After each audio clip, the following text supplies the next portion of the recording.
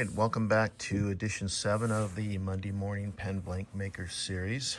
I am your host, Tim Cullen, and today we are discussing this pen, which the blank was created by one Nick Pasquali.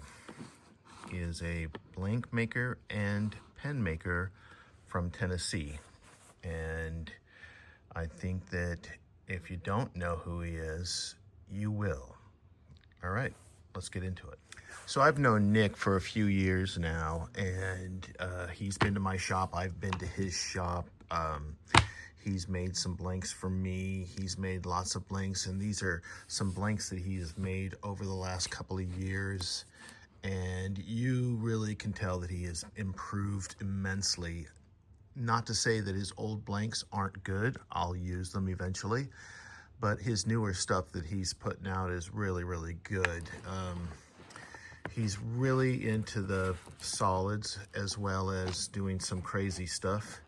So it's going to be a good journey for him, and I'm watching it as he kind of evolves into a pen maker and blank maker. And I think he's really got a knack for this. And I tell him all the time, he's not even, I think he's just about 30, or he's going to be turning 30 soon. And he is, along with a few other people, the future of what we do, custom pen making. So I have used Nick's blanks before. In fact, I'm a huge fan of his mistletoe and mistletoe dark blank that he puts out during Christmas. And I'm hoping to get a few more this year, because if I do, it'll be the third year in a row that I've used those blanks. I really think they're kind of cool. It's a blank that, yeah, it symbolizes Christmas, but also can be used all year around. That being said, this is the blank we're going to talk about right here. So as you can see, Nick makes long, and he makes the 9-inch blank as well. So he makes 10 and 9 basically, 12 and 9, I'm sorry. 12-inch blanks, which I love, and the 9-inch blanks, which I don't mind if I'm going to make a smaller pen that I'm not going to use any for the finial. It'll work. But if I'm using stuff for the finial, or if I'm just using part of it for a barrel, these are perfect. Once I start getting into the entire pen, and maybe it's an emperor size pen, as I've said many times before, the 12-inch blanks are just the best.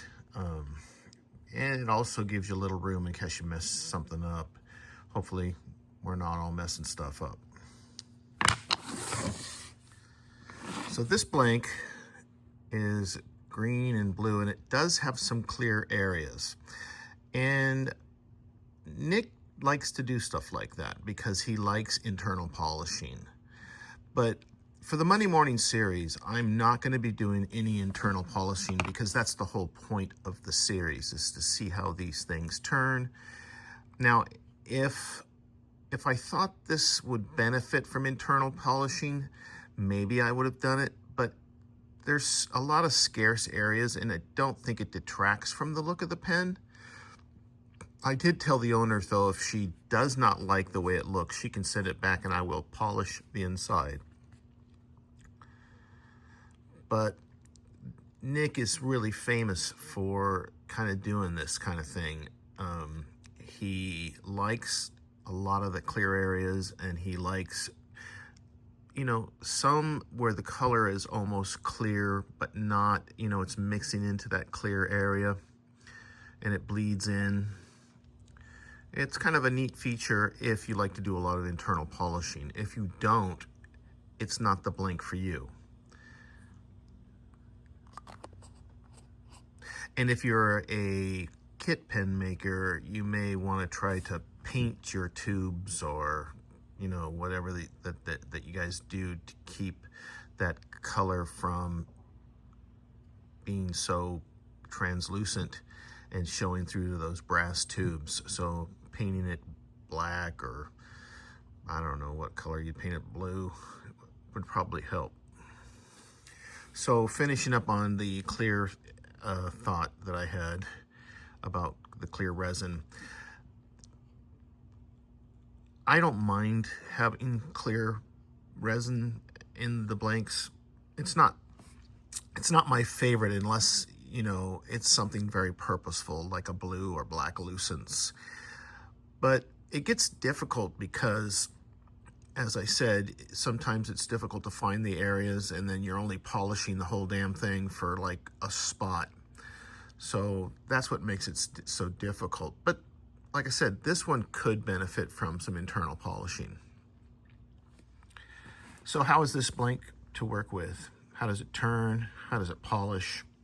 How does it thread?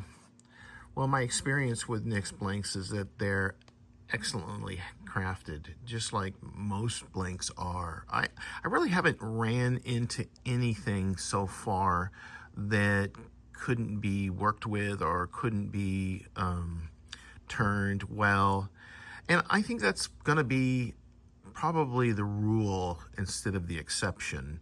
Most blanks are made well. Most of these guys that have done this and have done it for a few years really have a formula down on how to make these things successfully. Where they differ, there's a huge differ, is in their color variation and how they match colors, or how they put the colors together, how they bleed together. Now, Nick is one of those guys that the colors do bleed into each other, and then there's areas where it's really pronounced, and then there's areas where it's really light, and it looks good. And then you see some clear areas. So it's a very unique blank, I have to say. I really like it, and I would like to work with it again because it really turns well. One thing about his blanks is that they turn really well. I have to say that. You can turn them pretty much at any speed, and as long as you have a consistent, and I'm talking about on a metal lathe, as long as you're consistently going and not jerking your carriage, it's gonna peel off in strings, and it does a really good job. And as I said, it threaded really, really nice. You can see those threads.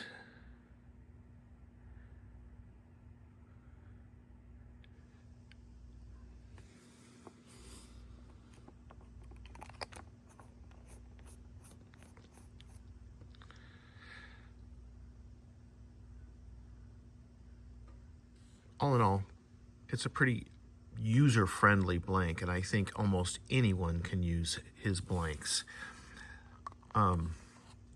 That being said, I'm not sure if he sells a lot to individual customers yet, but I know that he has sold to a few companies or a few other blank makers. But if you're just like a hobbyist, I'm not sure if he has a website where he sells his blanks.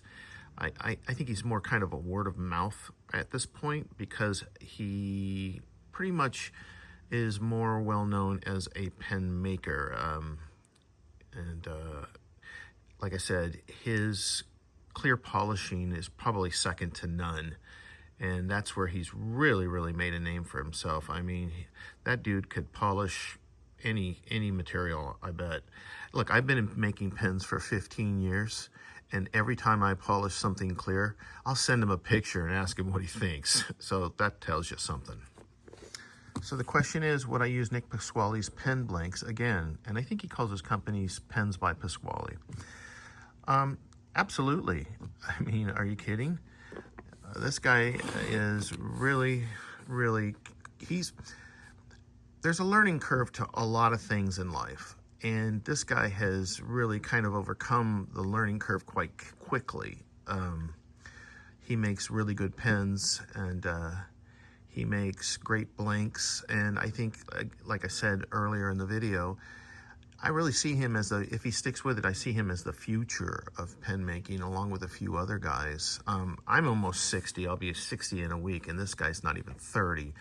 And he's putting out some amazing stuff. As, you know, a lot of other blank makers are, and as a lot of other pen makers are. But, you know, kind of the old guard is still going at it. But, you know, Nick almost seems like one of the old guard. He's been at it for that long. But anyway, yeah, I hope to use a lot of his pen blanks in the future, and I'm looking forward to getting some more. And that being said,